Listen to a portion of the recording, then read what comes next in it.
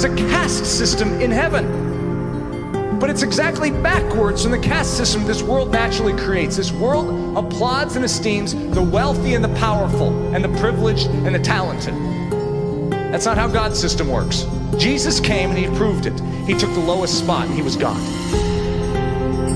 The bigger you get in the kingdom of heaven, the lower position you take.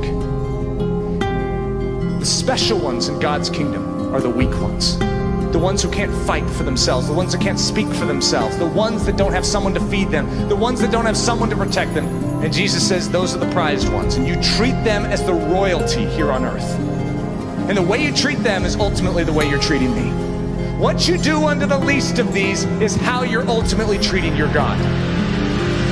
Christianity is taking what has been purchased by the cross, the behavior of heaven, nature of Jesus Christ, and transplanting it into the heart of men and women down here on earth, so that they behave not like this world, but like heaven. And so when this world sees them, they're different. There is something odd about them. They are from another realm. What does it look like? It's noble. It's brave.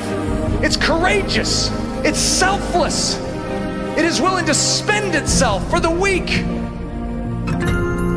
I was doing some study on Liberia. If you want to be disturbed, start studying Liberia. This 4-year-old boy who's sitting on the side of the road, no one to comfort, no one to take him in, no shelter, no food, nothing. So in the middle of that night, I wake up. And it's like God had already deposited a question. It was waiting to meet me when I popped awake in the middle of the night, 2 a.m. And I had this picture of this little boy in Liberia in front of me. And God asked me a question. What if that was Hudson, my 4-year-old?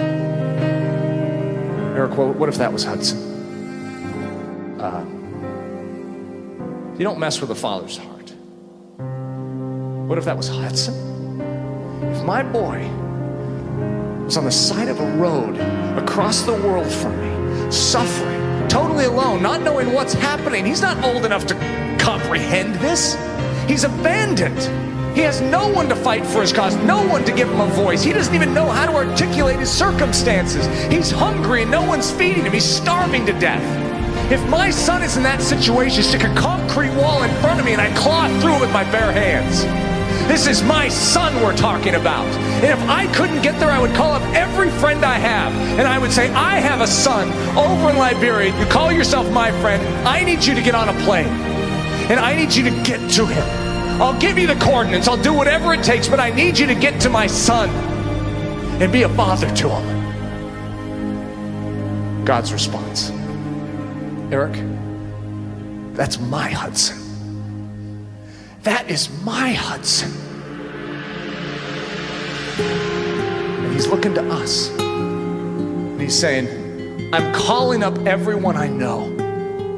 Everyone on my list that calls himself by my name, that says they're a friend of God. And I'm saying, my son is over in Liberia.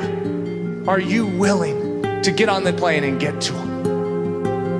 We have a cause, but we don't want to see it. And it's when we finally acknowledge the fact that something is wrong with us, not with the world out there. If we start with this little group here, and we say, God, you need to fix this.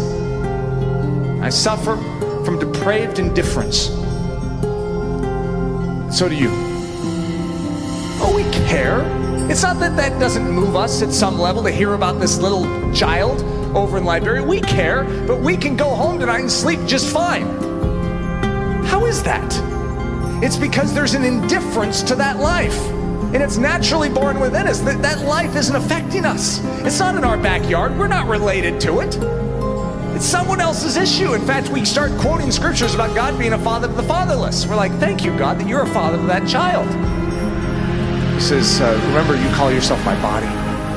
I'm not there except through you. Your hands, Eric, those are my hands.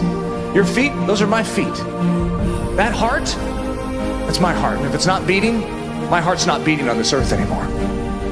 I work through my body. I'm a father to the fatherless through my body. I rescue the weak and the vulnerable through you. And if you're not doing it, no one is.